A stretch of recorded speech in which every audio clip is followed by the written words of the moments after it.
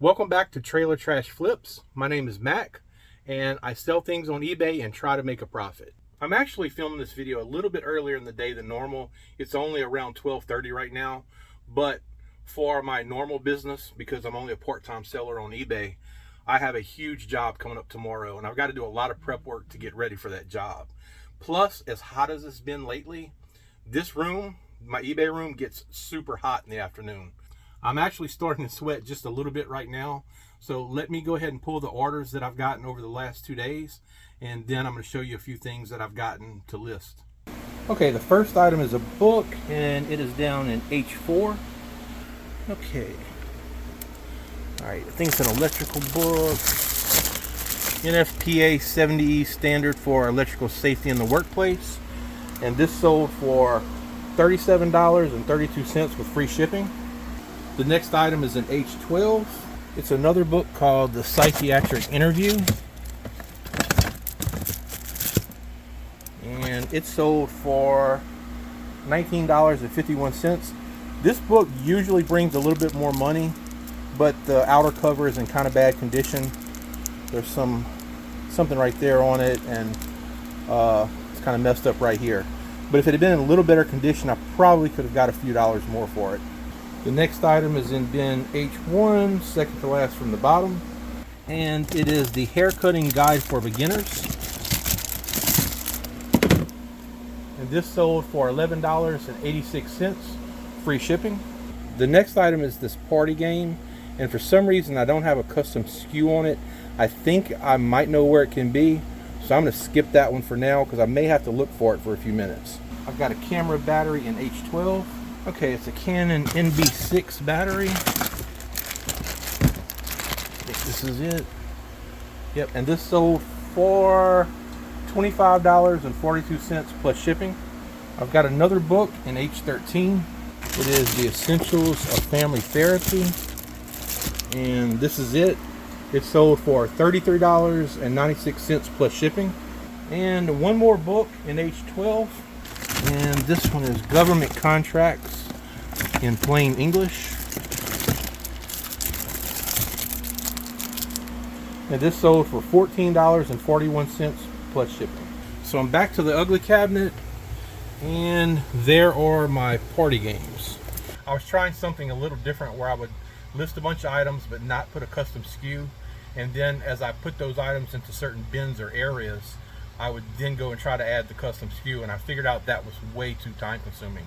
So apparently these just kind of slipped through the cracks. You see, I've got a lot of these NMN resveratrols.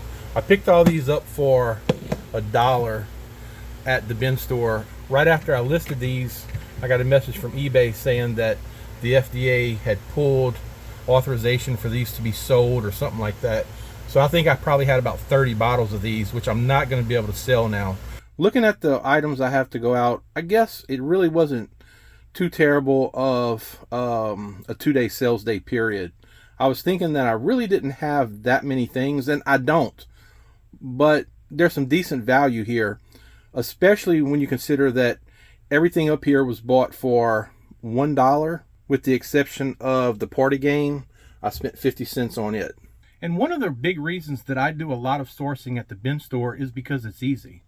When I go to garage sales, which I love garage sales, don't get me wrong, I love going to garage sales. That's probably my favorite place to source from. But a lot of times I can be out for 3 or 4 hours running between garage sales in a pretty large area. And garage sales, at least for me, have been very hit or miss. A lot of times it's more miss than anything. So I spend a lot of time, a lot of gas running around, and typically the items that I get from garage sales are pretty good. When I think about bin store sourcing versus garage sale sourcing, I think that most of the time the items that I source from garage sales have higher profit per item, but bin store items, I'm able to get a lot of items in a shorter period of time. But I also have competition at the bin stores who are looking for these same type of items. And a lot of it depends on when I can get to the bin store. If I was a full-time reseller and I could go to the bin store and source on $2 days and be able to get books that otherwise I couldn't get on $1 day, that would be great. But I'm kind of at the mercy of my normal work schedule on when I can source from the bin stores. And while I really love garage sales, I like the bin stores a lot too. There's been a few occasions where I spent 7 or 8 hours at the bin stores when there was just tons of product, and I was able to source massive amounts of things. And I'll tell you what really got me hooked on the bin stores for sourcing was the first time that I went. I bought, it was some kind of child seatbelt harness, and I paid $5 for it, and I sold it for $90. And I'm like, wow. And I knew about bin stores, and we actually had one in our area I had never went to. The one where I sourced the child seat harness, they had just opened up. And from that point on, I kind of got hooked. And I think it also depends on where you live. I have access to about 6 bin stores within half an hour of where I live, and a few more of them about an hour away. And I really don't have time to go to more than 1 or 2 bin stores. Between bin stores, garage sales, estate sales, thrift stores, it's just, I don't have the time to do it. Even if I was a full-time reseller, I don't think I could spend as much time as I would like sourcing, because I find sourcing fun. I love going in and finding good deals on things. So let me get these orders packed up, and I'm going to show you a couple things that I'm about to list. I was supposed to pull 2 of these Canon NB6 batteries, and I only pulled 1. Okay, back to the H12 bin. And let's see. The other one was over there.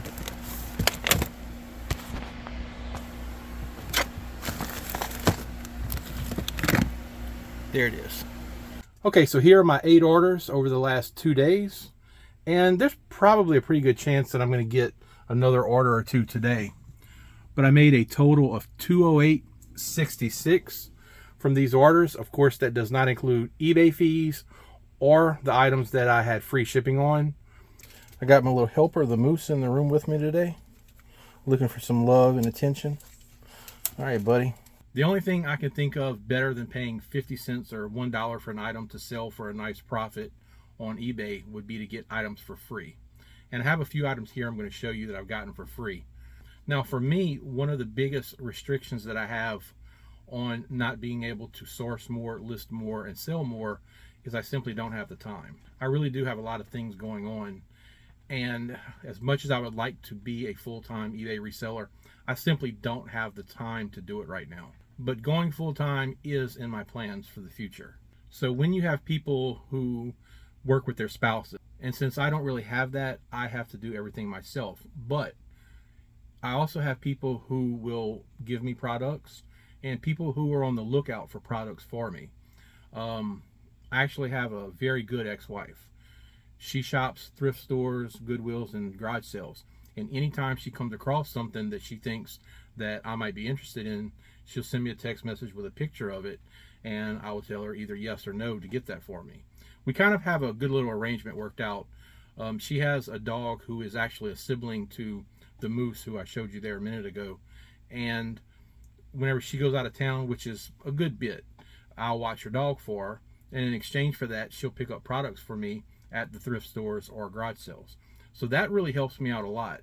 Just recently, she picked up a set of Harry Potter books that were almost in mint condition. And I think they were $5, and I sold them for about $30. But there's been a lot of things that she's picked up for me that I was able to sell for a lot of money.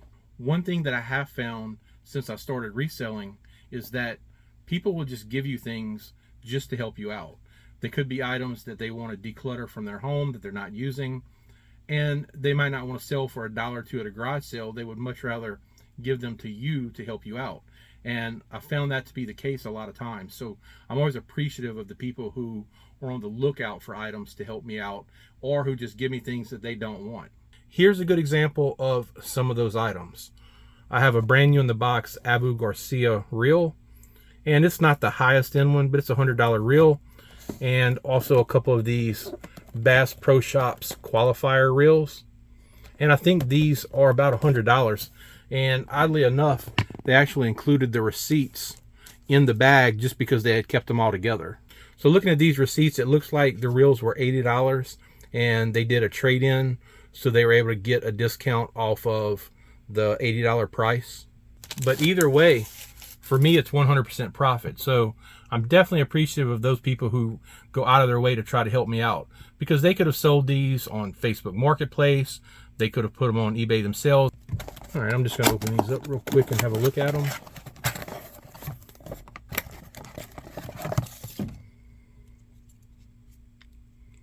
pretty nice reels. Maybe something that I would tend to keep for myself, but I really don't do much fishing in my old age. When I was younger and when my son was younger, we did a lot of fishing. I mean, we fished 2 or 3 times a week easily. But he actually doesn't live in state anymore. He joined the Army and he lives in Washington now, so he's not around. And so my motivation for going fishing really isn't quite what it used to be. But yeah, these are still wrapped up in the plastic, so these should bring some pretty decent money. But these kind of things really can help a seller out. Even if you have a source who can supply you with bulk items that you may not be able to come across yourself. All these things really add up as another arm of sourcing that not everybody has, but if you can find one, it really helps out a lot. So everyone may not have the opportunity to have someone just give them items. At the least, they could have friends or family be on the lookout for items at thrift stores, garage sales, flea markets, and things like that. I did source some other items, both from the bin store and from some garage sales, but I think it's going to make this video be too long. So I think I'm going to wrap this one up. So if you enjoyed the video, please give it a thumbs up and consider subscribing to the channel. As always, I appreciate you watching, and I'll see you in the next video.